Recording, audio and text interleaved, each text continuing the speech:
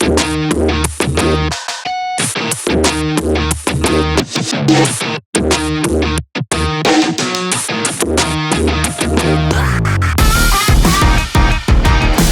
hours here, WONY-FM. This is not WONY-FM, but this is what we call the after party, the after podcast, to be exact. Here with Riley Brown, one of my favorite people. What's up, brother? Call this terrestrial radio. This is here on Earth. Yeah, YouTube-style terrestrial radio. Yeah. Dude, you're totally one of my favorite people. You're an amazing musician. Same to you, man. I think even more so, you're just a positive inspiration for the scene here culturally. It's fantastic. Tell us about your background. A lot of people may not know. I know you've been a fixture, a GM at WONY, but where are you from? Yeah. And what are you doing in music now? Sure. I mean, the quick synopsis is I'm not born and raised, but basically lived up here my whole life. I went to Cooperstown High School, which is 30 minutes down the road. And before music and being in the scene here, I had my sights set on being a French teacher. And soon we're learning some stuff here today. We are. This is amazing. Don't ask me parlez-vous français. It's been a while, but yeah. So I came here with the initial goal to be a French teacher because that's what SUNY Oneonta is known for, is their education program, and just so happens also known for the music program. So it's kind of win-win when I decided to make the switch. Yeah. I had friends freshman year who were in a band, and they were recording and getting ready to release their debut album. And I always liked music. I had, a big fan of certain bands. How old were you the first time you threw on an instrument, actually plucked an instrument? Were you 12, 13? Well, I played trumpet since I was in middle school. And that's what counts, So now you're musical. Yeah, now you that's know how you're it started. musical. Then okay. at junior, senior year, I played Guitar Hero at a friend's house, and Sweet Child of Mine. First time I heard that song, greatest lead I loved it time. so much. I went and bought an acoustic guitar, and I was like, I need to learn how to play this song. And then it's just kind of up and downhill since, playing stringed instruments. And one of the things I love about the WONY-FM reunion and the people that are here is like the song you just mentioned, for example. Obviously, I'm older than you, but you should know that when that song came out, I was right there, and I rode the trajectory of that band, meaning I saw them in a little club in Long Island, and then literally within weeks saw them at the next biggest club in New York City, and then the Felt Forum, and then the biggest venue. This all happened mind-blindingly fast, because as you know, that was one of the biggest albums and one of the biggest changes in music. It was very exciting. So I was living it real time, in the clubs with these guys and in the venues. And you were on the outside just realizing how exciting it was. That's why I love talking to you guys about, especially the vein of 90s music, because that's where my, roots are in terms of music. But, of course, I wasn't born yet. So it's really cool to hear stories about people who, went to Woodstock 99 or people who saw Guns N' Roses play their first club shows and start small and then get huge. Because from my point of view, it's there's all this history that I can only access on Wikipedia. Yeah. Or it's on YouTube. So it's cool to get all those perspectives. And it just deepens my appreciation for that It time totally period. is cool. And, Slash, as you know, they just played at the biggest venue, of course, the MetLife Stadium. I did not go to that, but I understand it was pretty exciting. Yeah. The guys are still out doing their thing, and it's so good to see. So tell us about, I saw you play at least 2 or 3 times here in Oneonta. I feel it was Water Street both times. So that project, that band, what do you love to do with that band? I've been in so many bands. It's hard to pick. Okay. And they've changed since graduating. But I guess the lineage of my band playing started. So freshman year we have a class called Rock Ensemble where you form a band with classmates and you learn cover songs and play. And that's how I met my drummer for a lot of my other projects, Ryan, my roommate, one of my best friends, and he was also that person I was telling you about who was in that band and mixing that album that got me interested in pursuing music as a career. Cool. So I had figured that college was going to be my only 4 years in life to be in a rock band. I figured, all right, after that, you're in the real world. You got to get a job. You got to live. Not nearly true. No, I'm learning that now, Yeah. and I'm super grateful for that. But all the experiences I had in college. So I had the class rock band. I even wrote an original song and recorded it with some friends freshman year. It's gone in the ether. It doesn't exist anymore, but that was still a really fun project. Then come junior and senior year, my 2 roommates, so Ryan, the drummer, and Alex, shout out to Alex, our guitarist, we formed a pop punk band, and we did covers and some originals, and we did the kids really like this. We'd take pop songs and turn them into like pop punk songs. Awesome. We'd like reinterpret certain key songs. Always like, with great energy. That was a big thing, and that's why I love. That's what I love about music is performing. I just feel more at ease being up on stage than in a crowd. Have you ever been in a crowd where it's kind of like everyone's dead, but like the music is good and you're wondering why aren't people moving? Yes. I hate that so much that every time I'm in a crowd or I'm on stage, I want to try and inspire people to get them out of their shell and actually have some fun. And because the band likes to see it, the crowd likes to see it. Even if you aren't in the mosh pit, it's so fun to just look at those kids, beating the heck out of each other. And 18 hours ago, we were doing that. We should mention, I was so glad to see this. Obviously, going to school in the 80s, and I'm seeing and experiencing all kinds of live music in SUNY Oneonta. And then last night in Lee Hall, we're witnessing 3 bands, total kick butt rock bands. Yeah.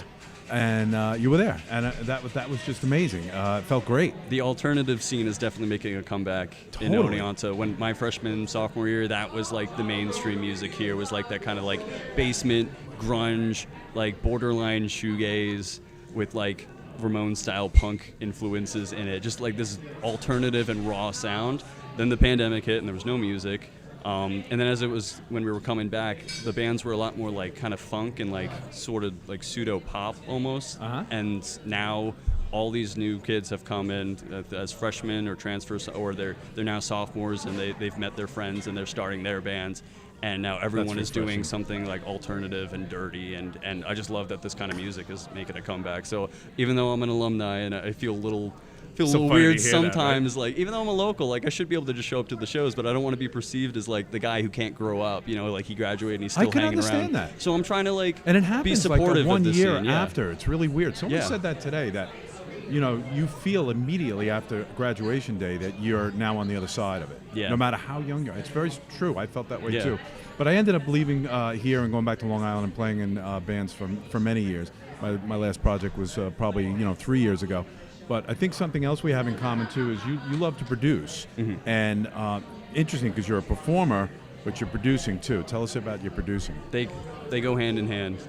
I'm really glad for the routes that I ended up taking to kind of find this as a potential career path. And by the way, what systems are you using and what are you doing with that? Are you doing it for other people? Yes, that's the main goal, is to branch out and work with people and help them bring their songs to life. So I guess what got me into production, because even though I did music industry, I didn't do the audio program, the audio arts. Okay. I had friends who worked in the studios and I'd be there all the time and I'd pick up stuff, but everything that I learned about like audio engineering, either absorbed through friends or YouTube and trial and error, doing my own music. Is huge. Yeah. Chat GPT on top of it, and there's no reason to ask questions anymore. Stupid questions. Yeah. Conversational questions always make sense. That's what we're doing now. But it is completely amazing what you can get done. So that's wonderful. Yeah. So with production, it's right now it's kind of a freelance thing. My 9 to 5, where I actually make money. I work in marketing here in town. There's a firm. Oh my God. And then 5 to 9. This is how it's been the last couple of months. But been going up to the studios on campus and working with some of the student bands to help record their songs, because it's a fun art, because you take the performance aspect of it, which is unpredictable, which is very human, and then you're trying to capture that into like in the best possible way. Yeah, and not that, but also not that, if it makes sense. So it's it does. Sometimes you don't want a super pristine recording. You want something that sounds authentic, and so having a producer on your team, I found, is just a great way to kind of help like navigate that, because it's. Like, I don't want to say it's a specialized skill, but it kind of is. It is a specialized skill. Anyone can press record and go, but like there's this whole world behind it of like mic placement, and then like vocal performance for recording is different than vocal performance in a live setting. And so that's actually emblematic of why that album jumped off the charts, Appetite for Destruction, because for the first time it wasn't perfect. It was so raw, it was unleashed, recorded amazing. The energy was just unmatchable. I think even themselves would admit they never, oftentimes on a debut record, you can never, like Van Halen 1. Yeah. Remember that sound? It was like, whoa. And I picked this out actually about Appetite. This was one of the things that I really liked about Slash's playing when I first got into them, and it drove other people crazy. Maybe it's too small a detail that anyone picks up, but I can hear when Slash is moving like chord positions. 100%. you can hear the sound of him swiping the strings and making that like kind of noise, and I love that sound. It's percussive. It's like it like tickles my ear, and it sounds so human. It sounds like he's there playing it. I love catching that in songs where you could just tell that this was played by a person. And whether it's something that people who are casual listeners are conscious of, like, it's the thing that when you're up for a Grammy, like, people are listening for. Like, it's that authenticity. Is what's your, and I've never asked you this before, but just give me like Billie Eilish. She's got a certain human aspect to her. What's your opinion of what she's doing? Like her specifically? So, I mean... Not her or her personality, but what she's putting across auditorially. Well, her album, Where Do We Go When We Fall Asleep, is production, like genius. The fact that I'm always using that actually as an example about, like, they made this in their bedroom. You know? Like, yeah, there's an advantage to going to a fancy studio with fancy microphones and all that, but it's the person, it's the people behind the recording. Because if you don't know how to use the equipment, you're no good. But their sound selection is insane. Like, Bury Your Friend is my favorite song on the record. And they called up a friend and said, hey, can you say this? And then we're going to use it in the song. They took a sound of like a dental drill and they put that into the song. And it's not like weird and out of place. Like it adds like a percussive feel. It complements like some of the lyrics and just the mood of the song too. So it's that album is absolutely fantastic just because it's art, you know? Like, yeah, everyone's dancing to Bad Guy, and I'm sure that's the one that's getting the most attention. When you take a step back and you really listen to it, it's a piece of art. Like, whether it's your jam or not, if you're into pop or not, but you can still appreciate the quality and the time and effort that went into it. People think beat making is like super easy, and when you rip it off of YouTube, you can make the argument that like, oh, you're not really a producer, but like there's certain like beats and songs that like are that go hard, for lack of a better word. That I even hear like rock and metal influences in some of them. There's like, and this is in some of the Billie Eilish songs too, but a lot of modern rap has like a really distorted, like gritty 808 bass. I'm like, they're just usually going like, I'm not gonna sing like bum bum bum, like that's a metal riff, dun dun dun dun dun dun. That's metal. It's just in a different like style. When you start to hear that stuff and you just hear like aggression and you hear energy, that's when like pop suddenly becomes like palatable, or like rap, or like it's just like when you hear that part of it, that's kind of what turned me. I used to be like not like a fuddy-duddy, like, oh, I'm only gonna listen to songs with guitars and stuff, but then once I started hearing the rock inspiration in other mediums, that's when I got turned on to Billie Eilish and I don't know if you ever heard the story of great stuff, by the way. Steven Tyler talks about they broke, you probably know the name of what he was using, the clapper, for lack of there is a word for what I'm thinking about. It's the thing that like... So they broke that, and they kept it in. That's the number one thing. But also, I think somebody forgot the shakers, and they ended up using, they had the Neumann mics. Packet. I think I've so seen they used the Soul packet, so you knew this. And like, it's brilliant. It's brilliant, and just to go with it and not worry about Because the reason it works is because all that stuff is there texturally. So when you're performing and you're a 5-piece rock group, you got 2 guitars, a bass, a singer, and a drummer. Unless you're the kind of band who uses backing tracks and instrumentals. But when you're recording, you have the opportunity to add so much more depth into the song that like it's okay if you're using a salt shaker for because it's a textural element. It adds to it, and you can mix it in a way where it doesn't sound like a salt shaker. You won't even notice it until they go on an interview with Ron Howard and say, not Ron Howard, with Howard Stern, and say, oh yeah, you hear that noise? Yeah, that's us breaking something. And then it's great because 30 years later it makes so much sense. What software do you like to use? You probably have to use many pieces because maybe you're working with a band that's, hey, this is where our stuff is. So please, use this and mix it up. But what do you love to use for software? So Logic Pro is my go-to. DAW. I've been learning Pro Tools because the school, for my work up at the school, they don't really have Logic on any of their computers. So out of necessity, I had to pick up just the basics of learning how to get all the inputs right. But when you know one, you kind of know them all. It's just about learning like where everything is. So it's always a learning curve. Like I consider myself pretty proficient with Pro Tools, but that's not good enough because what if I'm at a session and they use Ableton? What if they use FL Studio?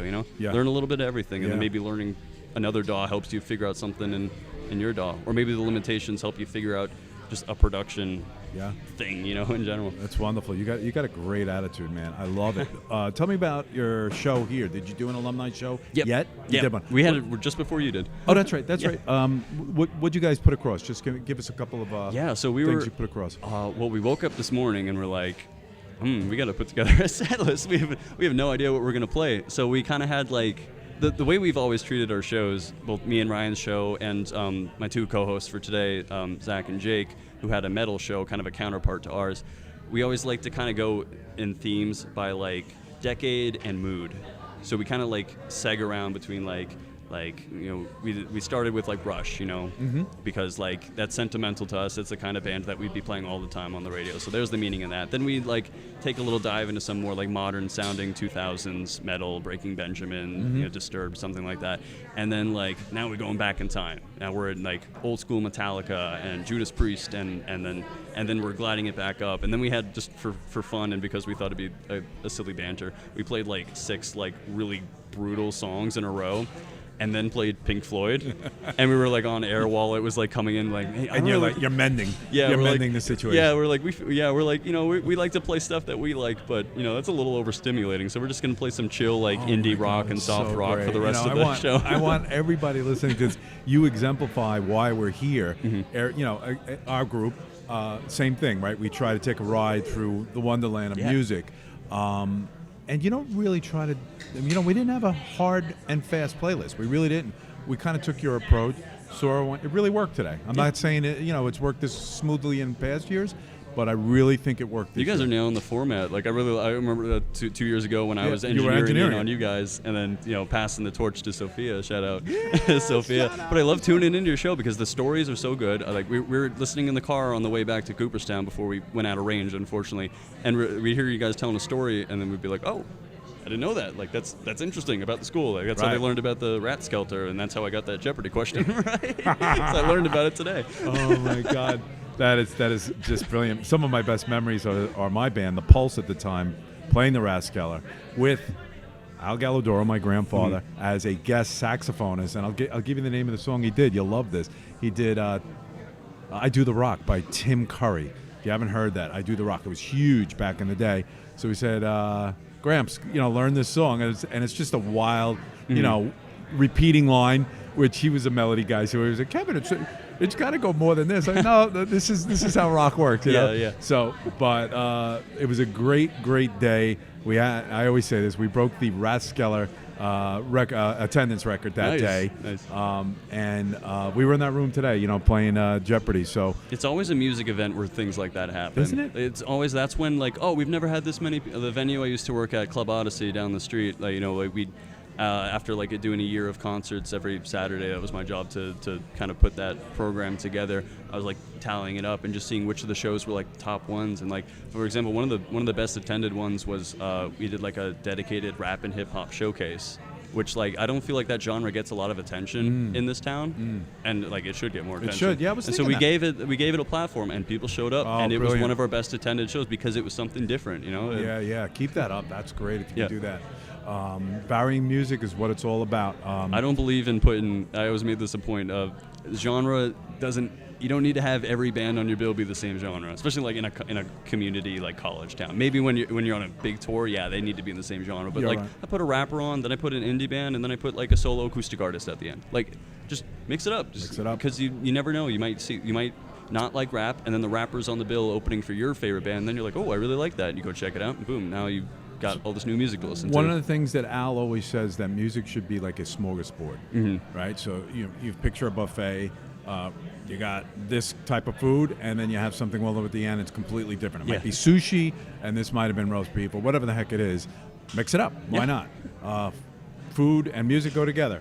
With beer, of course. I've really never been to a concert that like I didn't enjoy. I mean, the act was good, it was good, but if it was a genre that I wasn't familiar with, like I've been to it, like a country show, and I was like, I was not expecting to like this. I've been to a rap show, I was not expecting to like this. Like I've never, even like in certain veins of rock, there's some softer stuff and there's some like harder stuff, and like now I'm being pushed into like extreme metal. I'm just trying to enjoy everything. Life's too short to not like a certain. You're kind open. You're music. So open to stuff. It's because you're open, you're getting the feedback, and it's working in that way, and it's just a great way to be as a person, but also the musician that you are, and apparently the producer you will be.